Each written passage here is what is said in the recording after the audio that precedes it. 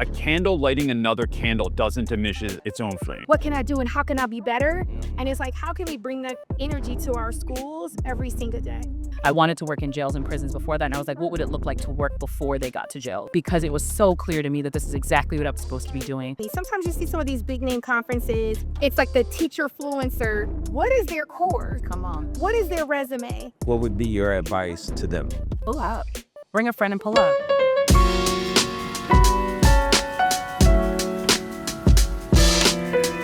You guys, welcome to Knowlej Con LA. We are here with the fabulous Cassie and the fabulous Eva and my good brother CJ.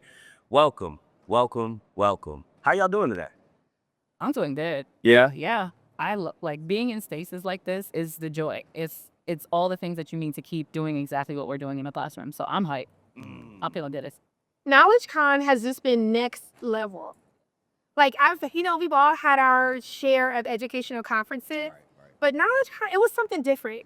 It was like, bring your full authentic self and turn up. Yeah. I love that. I love it. I want you to speak to that. I will say, you go to certain conferences and people put on the conference face and the conference persona. And if there's anything that I saw here was just like an abundance of authenticity, and I think like a premium put on being authentic. Like, we're not doing anything different than being ourselves. Why do you think that was so true and so pervasive in this space? I think it goes back to like everything that like RAW stands for, right? And like what we all stand for is like bringing our full selves to the work. And that doesn't turn on and turn off. Like, you know that we are like with kids after school. We are there. We're turning the kids up. We're making like learning in the classroom something that is like next level. Actually, that conference just did that. So in spaces like the workshops and sessions, I feel like I was in someone's classroom and they have permission to be uniquely themselves and like what they are divinely qualified to do. So it was just really excellence at such a high level, but it was rooted. And it wasn't fake and phony. Sometimes you see some of these big name conferences and it's like the teacher fluencer, but like, what is their core? Come on. Like, what is their resume? And that with Knowlej Con, you can't be a fraud of here. You know, you have to really be about what you're doing. And that feels so supported too, right? Because like when you see folks, like there's folks you meet online and then you meet them in real life and you're like, oh, you're a little different than I thought, right? But even your kids in school too, right? Like they'll see you in class and then, or my students will always be like, who you are when my mom walks in is like, are you being real? Did you just turn into somebody else? That support and that almost an allowance to feel like you can be that.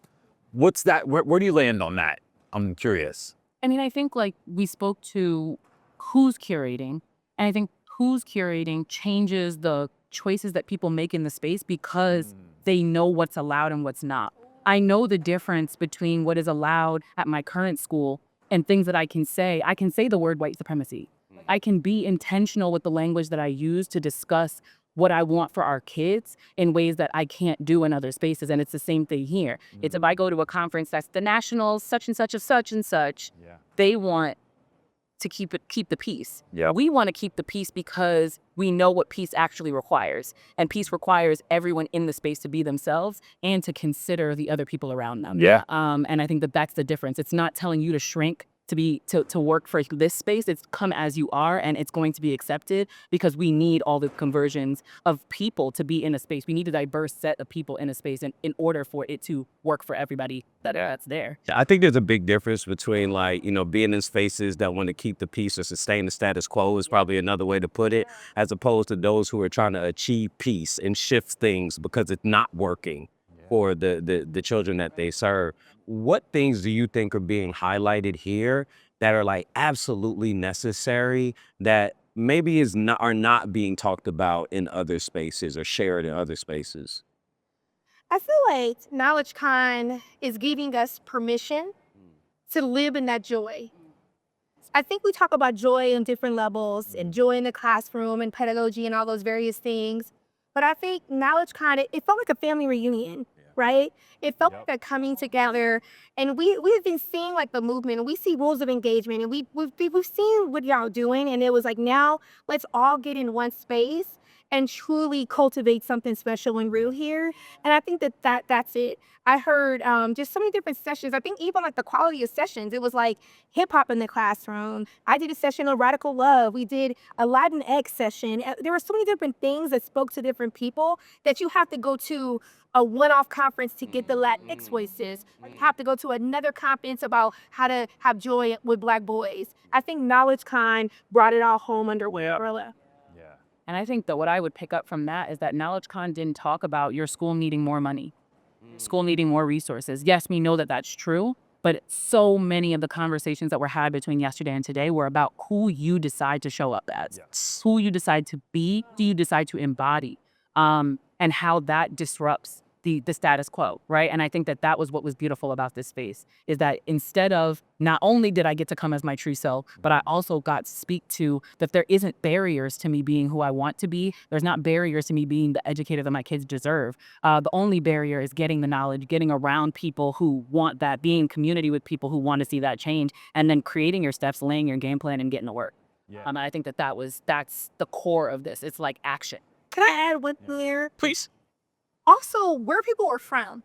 I love that, like in one session, you had folks from New York, from the Bronx. Like I was on a principal panel, and it was a principal. I mean, I'm so in love with her. She was doing so powerful things in her school. We had people from the IE in California, people from the Midwest. And so you can bring all those folks together. I think what Rob does really well, he sees you and like coins it. So he called me the luxury principal. I got with a private independent school. He's like, you know what? You the luxury principal.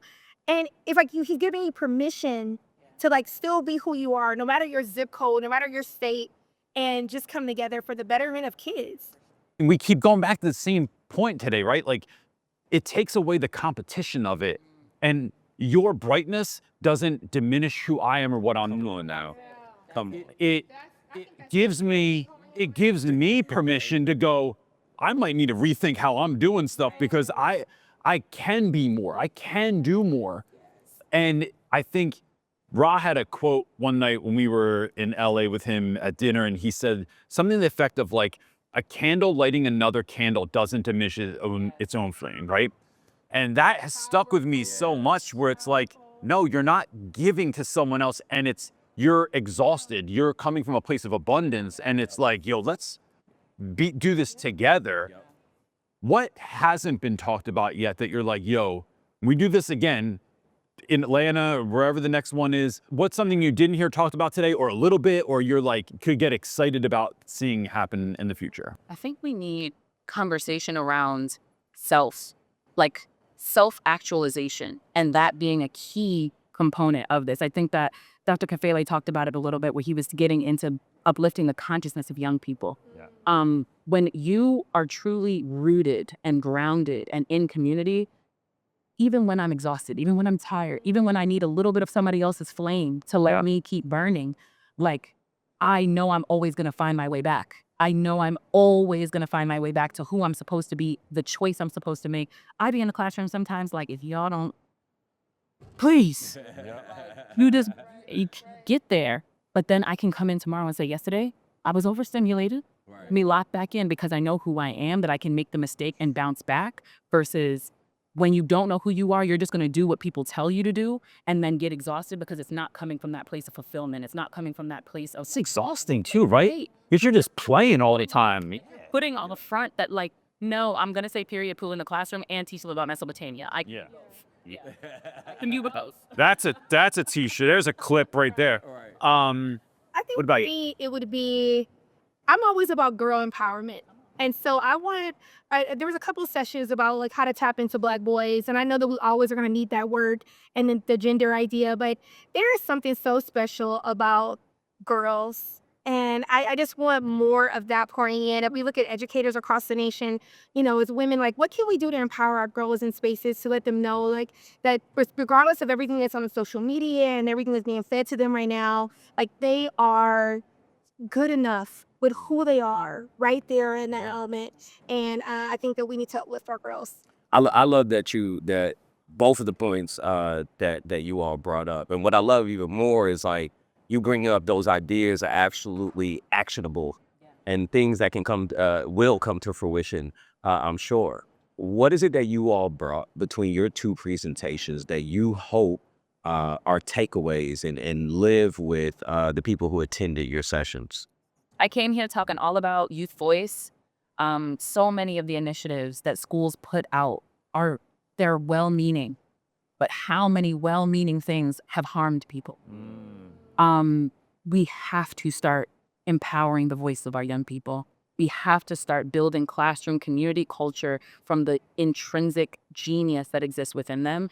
And we are missing it. We're missing an ability to engage them when we don't listen to their voices. We're missing an opportunity to get that kid that is coming to school twice a week to come in every single day, and then not just come there because he's scared his mom is going to get CPS called on her. Yeah. Or he's coming because he wants to be there, because she wants to be there, because they want to be there. And I think that the key to that is figuring out how you build and develop systems in your classroom if you're a teacher and your school ain't ready yet, and how you build school cultures that are rooted in young people igniting change in their school buildings. And that's what I brought. And I just hope that it lands for folks around how powerful it is, how much buy-in becomes possible when young people were at the table. And then you didn't just leave them at the table. You brought them to build and co-conspirate with you. Real quick, because somebody watching this wasn't in your session today, and they're like, man, that sounds awesome. Where do I start? Like, what's one thing? Because I think student voice is talked about a lot, but it's abstract. And it's a little scary. And it's like, because if you heard what my kids say, like, I don't know, like, I want to put a mic on that. Ain't no telling. What's a way to start doing that? It's like, what's one actionable way someone that's watching this can go in tomorrow and do it? So if you're a classroom teacher, you want to build feedback loops into your unit. So at the beginning of the unit, you want a precursor for students. These are the types of activities that we're going to do. Have you ever done them before? Right? And then it's, okay, you've done this one. How was it? Did you like it? Okay. Oh, wait, y'all all hated it? Cool. I'm going to rework that. And in the moment, tell them, I am going to change something because of what you said. Yeah. So now it's more inclined for them to be like, why won't they ask for help? Why do they just sit at their table and not do anything? They're more inclined to come and ask for your help when they know that you are going to use what they say to actually impact and influence your classroom. Yeah. So I would think that that's one. Then you want to have a feedback survey at the end and be like, okay, we did this activity, this activity, this activity. How did it go? How did it work for you? And it can be 2 questions at the end of an exit ticket that you're already creating. So it doesn't have to be big. If you're a school leader, I want you to move past just to having a student government. So where can you create space, whether it's a focus group, whatever, to talk to a diverse set of students? Because that kid that's cutting up every single day, if you can get that kid from cutting up, imagine what your classroom management looks like on a class-by-class basis when we can get that child figured out. So by creating systems, it's like what we talk about all the time when folks ask, oh, why do you only talk about Black kids, or why do you only talk about students of color? Well, because when the students of color and the Black kids rise, everyone else does too. So it's the exact same thing in our schools. If you are setting up systems to hear from your students and you can lock in with that baby, how much easier is it for you to set systems that work for other students? And so I think that if you're an administrator and you're trying to figure it out, or if you're a teacher, that those are 2 ways to just like, boom, easy. And then on those surveys, friends, I'm telling you, it's okay if one student says, I hate your class, I hate school. That's an outlier, right? Like, don't look at the outliers as the information for everything, right? It's kids are going to be kids. They're going to they're going to say stuff that you don't like. It's okay. I promise. You're going to survive. Take the ego out of it. It's okay. And just look at the themes and the things that students are saying across the board, and then tap in on creating solutions for those things rather than like let the outliers stop you from using their voices to move forward. And that kid's keeping it real. For real, like, I just feel like, yo, thanks for saying that. Like, what sucks? What do you hate? Right? Like, let's have that conversation. I might not be able to fix everything, but I appreciate you for keeping it, for being honest with me instead of just making something up. Like, especially when so often they're using it as an opportunity to push you away. yeah. I know that when I tell a teacher, I hate your class, I hate you, they walk away or they're angry or they send me out of class. They would say, I did so say more. Yeah. And they're like, hey, you want me to actually help? Oh, you meant that with curiosity? I did. Yeah. Because now I got to measure my words carefully in the future. So 100%. Cass, same question. What would you like people to take away? And I love what CJ asked. Like, what's the one thing that they can do when they return to class on Tuesday? All right, shout out King Weekend. Right? What can they take action on? So I was on 2 panels. One was about leadership and action as a principle, and the other one is something that I coined. It's called Radical Love in Education. And so what I would say is, first, what are you uniquely qualified to do? What is your gift in your classroom, in your school community, in your office? What is your gift? And find that and tap into that. If you are getting away from what your gift is in that space, then you're going to burn out in education. And so it's like, if you know that you are on fire about literacy, I need you to be pouring it more into your literacy cup. I want you to be diving into that a little bit more. And so it's really about like refueling that passion for our educators. For me, I've worked in every type of school. So I've worked in public schools, I've worked in charter schools, and now I'm at a private independent school where resources is not the conversation at hand, right? And so like our tuition is $50,000 a year. And so it's a different type of students. And so I felt really honored to be in this space with so many different type of principals and leaders, because we're all still struggling with different things because we want to do the best for kids, no matter what zip code, barrio, Bronx, hood that you're in. And so for me, it's really like thinking about how outreach is not engagement. And like, what does really engagement look like? And so like, if you were a teacher in my school and there was somebody here, I would be having a conversation with you like, cool, what can we do to lock him back in? Yeah. What can we do to have that space? And I think more conversations of that. And so what I would say to somebody, if they weren't in my session walking away from, tap back into your joy. It's going to keep you in the work.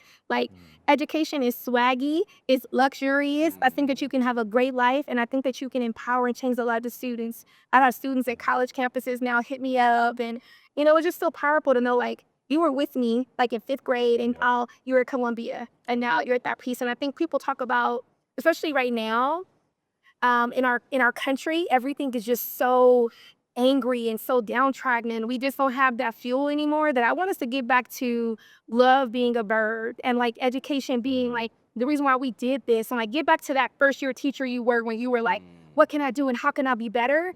And it's like, how can we bring that energy to our schools every single day? You bring up a really good point, which I think not enough teachers do, which is keeping up with kids. First few years after I taught, kids would be like, I went to somebody's wedding. And I remember they were like, who is that guy in the back? And I'm like, listen, y'all, I put 4 years in. Like, I want to know the end of the story. Like, I don't want to leave mid-movie. And so it can be such a joy to keep up with kids. And now That's radical love, right? And so because middle school, you're not going to get that hug that you get from a kindergartner or 2nd grader. And you're not going to get that, arrived 12th grader who's going off to college. Middle school, we're that middle ground. I've got a 13-year-old who don't like me and don't like her face.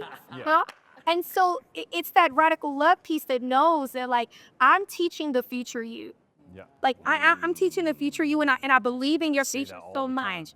And it's like, you had a bad day, tomorrow's going to be a better day. And that impact has been really, really powerful. Now, sometimes I do run into them at the club, and I'm like, whoa, how did this happen? How When did I get old? Oh, I still love that piece. And they're like, Miss Watts, is that you? I'm like, that's not me. But no. It's AI. And I'm being funny about it, but I think that is it. It's like, I've been interesting for now, like, 16, 17 years, and I'm still that girl. Right? And so it's like, how do we sustain ourselves in this work? Because we want to be like those people who we saw, like your principal for elementary is still there. It's like, how do we have it where we can still be there? And it starts with us filling our cups. It starts with us taking time out to come to Knowlej Con. It starts with us networking. It starts with us making, different connections. And it starts with us doing what we're passionate about. If you hate teaching science, go teach history. Like, stop. Stop. If you hate this, if you're not happy in your school, like, this year has really been for me, as an educator and principal, I'm like, okay, I want to retain everyone. But I really I want the most people who want to be here. Come on. I want you to want to be here. I'm going to do everything to coach you up. I'm going to do everything on my part to be a woke and awakened and inspiring leader for you. But I want you to be an adult and want to be here as well. And if you want to be here, you can rock. CJ, you want to give our closing question? Yeah, I think that brings up 2 things for me. One is, how'd you find what you were passionate about? How did you get into that? And then, how can folks say no to stuff that they don't want to do, right? Because they are always asking you to do something more. I think you should do this. We need you to do this. And you feel bad. But it's for the kids. And you can say you can do anything, you just can't do everything. And once you start doing everything, everything else gets watered down. So how did you find your passion? And then how do you find that balance of saying no and just sticking to like, what's like Fletch says, right? Like, what's your ministry? Like, how do you do that? I mean, so how did I find what I was passionate about? I knew that I needed to be a part of something that would have supported me when I was a kid.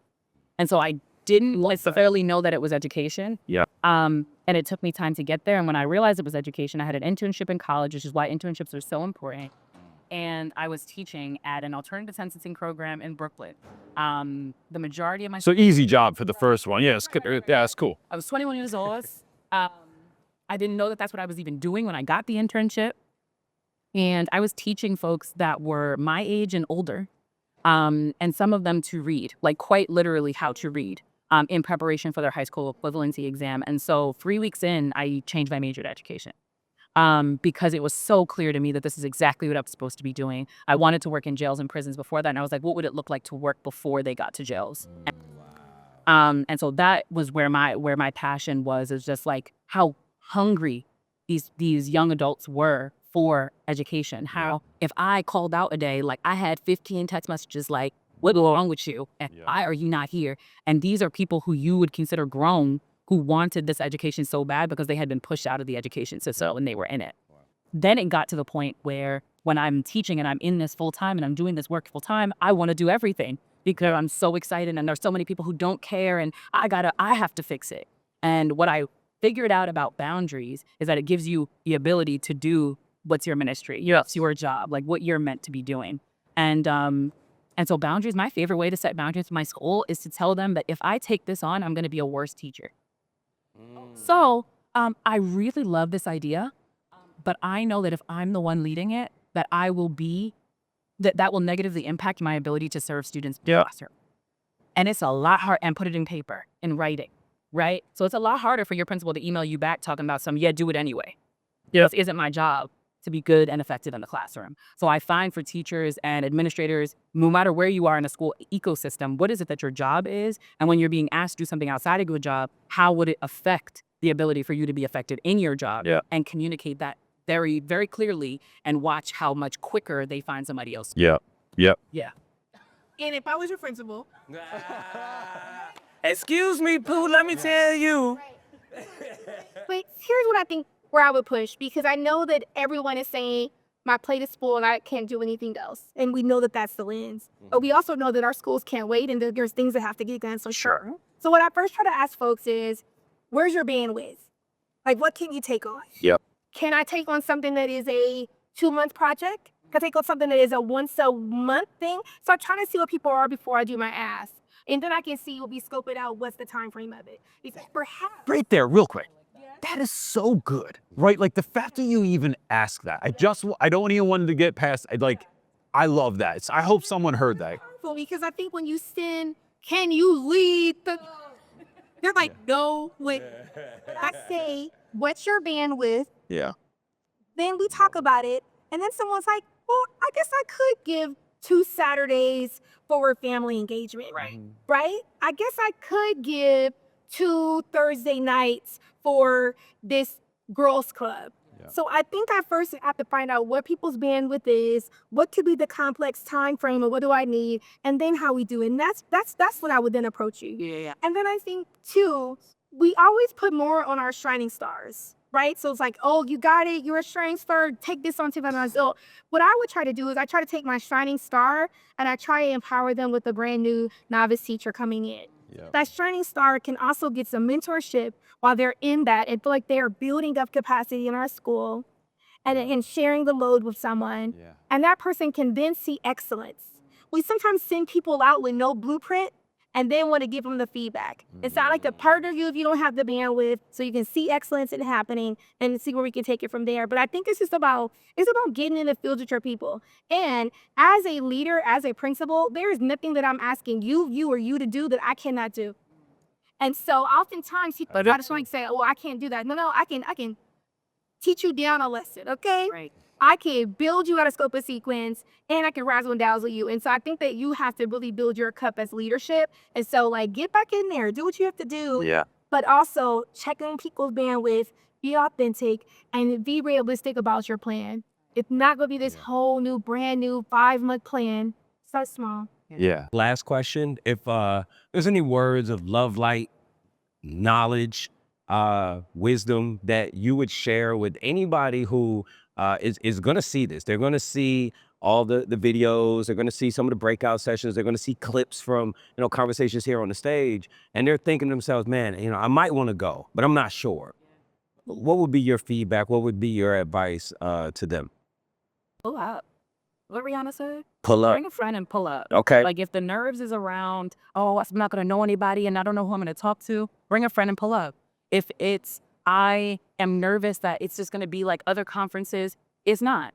Because what other conference had a marching band in the morning? What's their conference had teachers getting real giddy?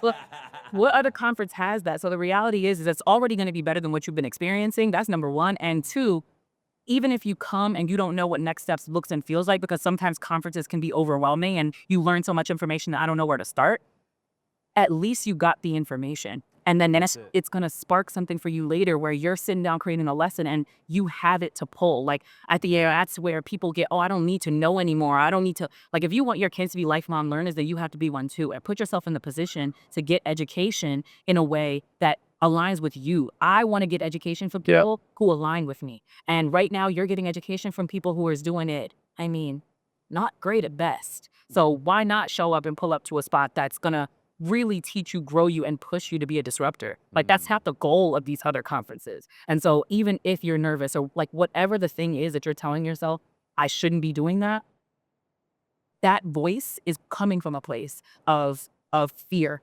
of what could happen isn't exactly how I planned it in my mind. Most things aren't.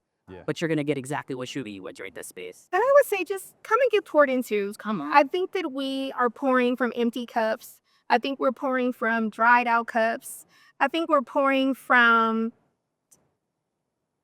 just like a lack of knowledge, right? And so it's ever changing. What was dope last year is not dope 2026. What worked in 2020 is not going to work in 2028. And so I think that we have to constantly be poured into. And so oftentimes you're going to get something, whether it's you hear something from a panelist at lunch or you meet someone in one of your sessions that you can turnkey and take back to your school. And even if not for your school, back to yourself. And I think that like if we can center ourselves back in education and back in that conversation, it will be so powerful. And so people are going to love on you and just take care of you. And it's LA. Like, I don't know if y'all going on the road, but LA is the place to be. Oh, okay. I mean, Atlanta kind of fire though. Like, I don't know. 23 degrees, man. It was 80 degrees in LA, everyone, okay, in January. It was 23 when I left the airport, but I even told you to go to Atlanta, you got me there. You got me there. Dr. Eric Thomas has this great line where he says, put yourself in miracle territory. So it's putting yourself in those spaces where you can catch someone else's flame. I love to sit down in miracle territory because I have this idea about dots, right? And sometimes you only think about where you are today. So maybe you are a brand new teacher, maybe you're in year 10, maybe you're year 1. You don't have any idea of where you can go. Nope. You don't have any idea. Let me just tell one last thing. Please. So today I'm here, I'm getting ready to do my session, and I did not know this at all, but the first teacher, my teacher partner at KIP of Opportunity, Manchester, Maine, he was here volunteering and introduced me. And I got choked up because if you would have told us, like in 2014, when we were at a church that was converted into a school, right? He was from New York. He had came here to teach. I was from LA, and we were teacher partners. He taught math. I taught ELA.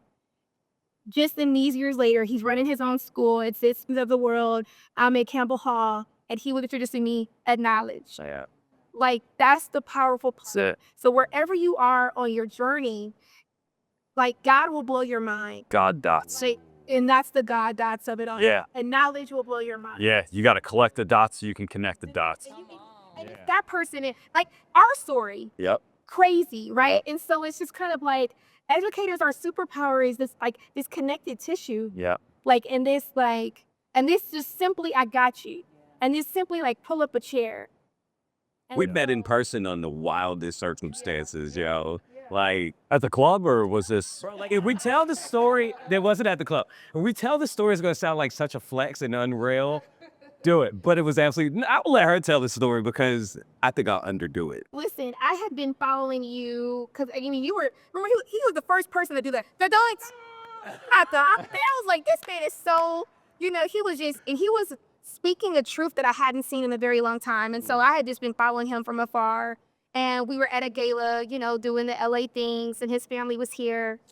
It was the Holly Rob Foundation. Holly Robinson She was Peace. here. Yeah. And I started a nonprofit with Tina Knowles, and we've changed the lives of inner city kids. We're taking kids to Ghana. We're taking kids to New York. We're taking kids all over. Those kids are now those students I talked about earlier. Love it. But anyways, I saw him and I was like, that's my boy, even though I don't know you. And so I was funny how it gets like that. I'm trying to get a picture with Tina Knowles and whatnot, and I'm like, it's like, all right, sir, back up. She VIP status us right up on stage. It's like, yes. and it was just just a powerful moment.